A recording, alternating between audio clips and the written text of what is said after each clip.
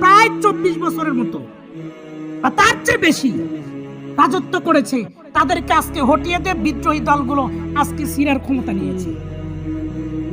আমরা পুরা মুসলিম বিশ্ব মনে করেছি সিরিয়া ইসলাম মনে হয় কায়েম হয়ে গেল, খেলাফত প্রতিষ্ঠিত হয়ে গেল। এত সহজ নয়।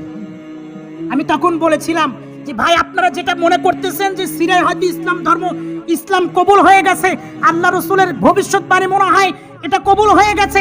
আল্লাহ রসুল বর্তমান সিরিয়ায় যে স্বাধীনতা অর্জন করেছে, এই স্বাধীনতার স্বপ্ন বা ভবিষ্যৎবাণী আল্লাহ রসুল কখনোই করেন নাই। কারণ সিরিয়ায় আপনার স্বাধীন হওয়ার 7 দিনও হয় নাই।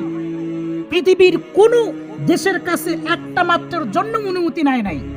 ইসরায়েল 400 শতাধিকের উপরে মিসাইল নিক্ষেপ করেছে সিরিয়ার উপরে, এবং সিরিয়ার যত সমরাস্ত্র ছিল, যত একদম এই